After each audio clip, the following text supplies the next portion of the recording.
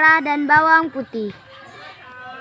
Dulu kala hiduplah sebuah desa yang subur. Tinggallah seorang pedagang kaya bersama anak perempuannya bernama Bawang Putih.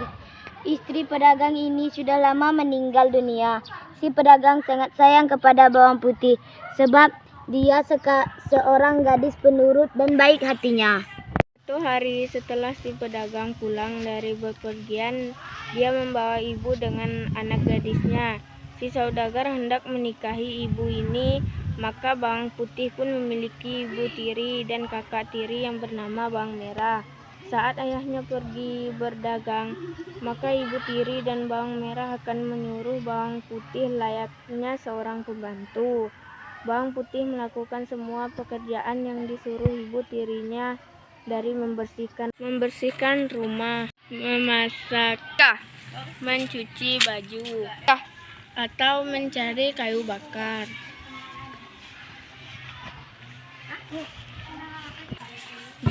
Jika pekerjaan Bawang Putih tidak beres, ibu tirinya akan menghukumnya dengan tidak memberikan makan. Setiap pagi akan terdengar teriakan ibu tiri dan Bawang Merah bergantian. Belum selesai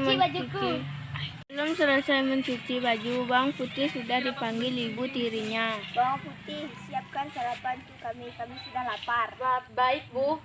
Suatu hari ayah Bawang Putih pulang ke rumah dan jatuh sakit. Sakitnya sangat parah. Bawang Putih pun sangat sedih karenanya. Dia tidak pernah meninggalkan ayahnya sendirian. Namun apa daya, Tuhan berkata lain. Ayah Bawang Putih pun meninggal dunia. Ayah, jangan tinggalkan Bawang Putih, Ayah. Kehidupan Bawang Putih menjadi semakin sengsara setelah ayahnya meninggal. Tidak ada lagi yang menyayanginya dan menghiburnya. Ibu tiri dan Bawang Merah semakin menyiksa. Bawang Putih mencoba terus bersabar, meski kadang-kadang ia sering menangis di malam hari. Ya Tuhan, tolonglah aku. Mengapa mereka selalu jahat kepadaku? Bawang Putih menangis sedih. Ibu tiri dan Bawang Merah justru kegirangan karena rumah dan harta ayah Bawang Putih menjadi milik mereka. Lihat Bawang Merah, akhirnya dia meninggal juga. Iya Bu, akhirnya kita kaya juga.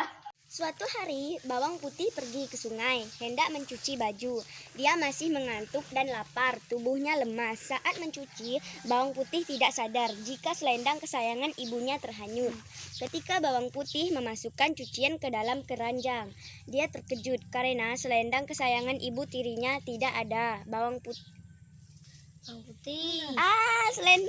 Selendang kesayangan ibu tidak ada. Jangan-jangan hanya di sungai. Duh, gimana ini? Aku tidak berani pulang. Ibu pasti memarahkanku habis-habisan. Akhirnya Bawang Putih pun pergi menyusuri sungai untuk mencari selendang ibu tirinya. Di tengah jalan, dia bertemu dengan seseorang petani yang sedang memanen sawitnya. Apakah Paman melihat selendang berwarna merah hanyut di sungai? Petani itu mengangguk dan menjawab. Merah, oh iya, Paman melihatnya. Sepertinya selendang itu diambil nenek tua yang sedang mencuci pakaian tadi. Rumah nenek tua itu ada di atas gunung. Bawang Putih pun segera pergi menaiki gunung. Di sana ia menemukan sebuah rumah kayu. Bawang Putih mengetuk pintu rumah itu.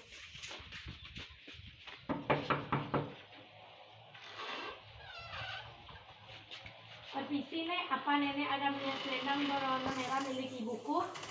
Kemudian nenek tua keluar dari dalam rumah dan menyapa Bawang Putih. Ada cucu datang, ayo masuk.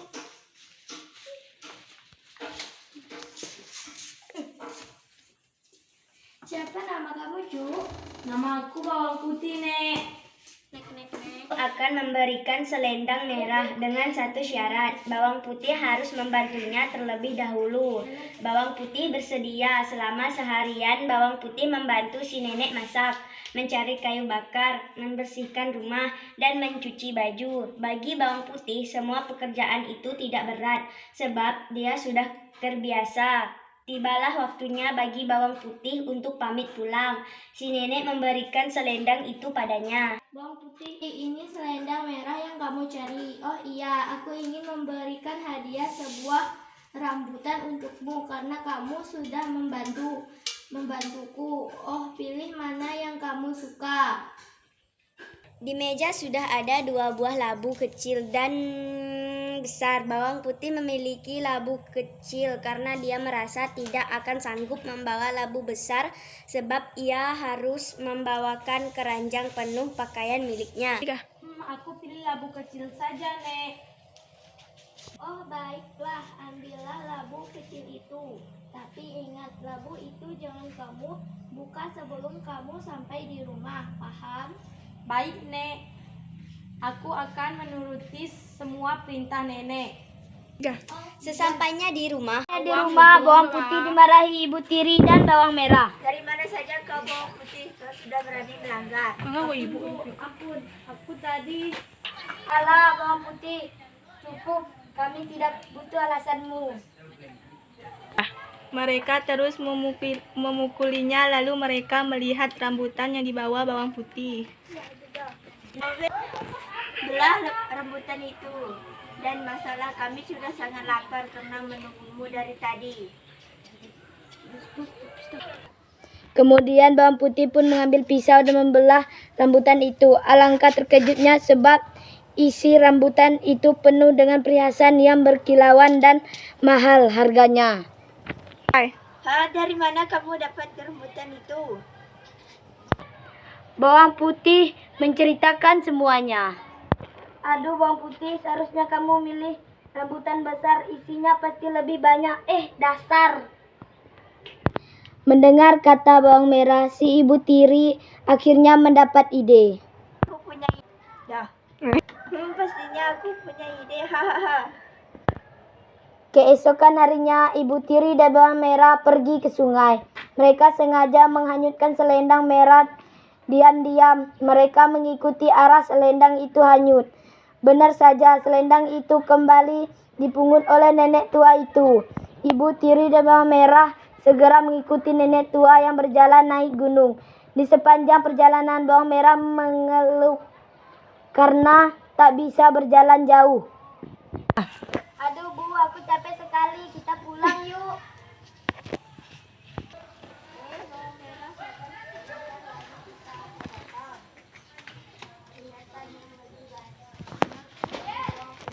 Sesampainya di rumah nenek tua, Ibu Tiri dan bawang merah mengetuk pintu nenek tua dan menyambut dengan baik.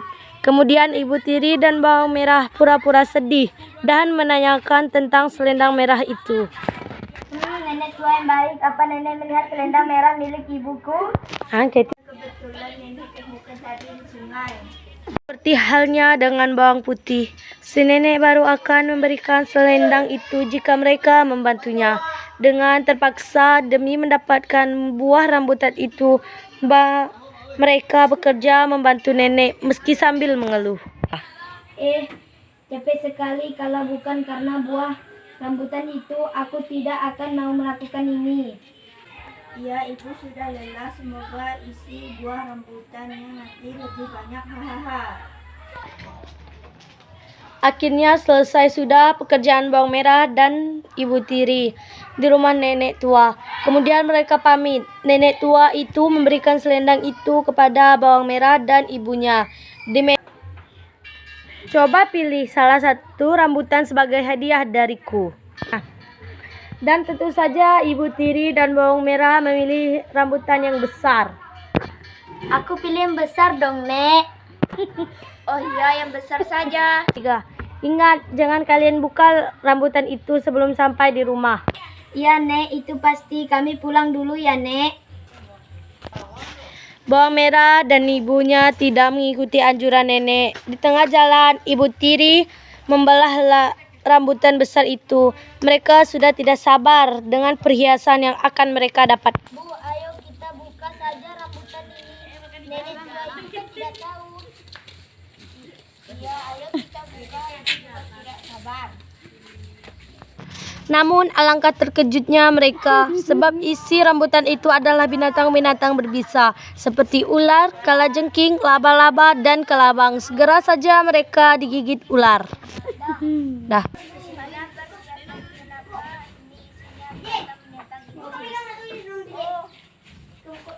Sakit. Sakit. Ibu gimana? Jangan ditekan ya. Jangan ditekan renal. Dari kakak. Karena mereka masih di tengah hutan, maka tidak ada yang menolong mereka. Ibu tiri dan bawang merah pun mati keracunan bisa ular. Keserakahan mereka membawa mereka ke dalam malapetaka. Sementara itu, bawang putih hidup bahagia. Perhiasan pemberian nenek tua itu membuat dia kaya raya. Dia pun meneruskan usaha ayahnya dan menikmati buah hasil kesabaran sebagai anak yang berbakti. Selesai.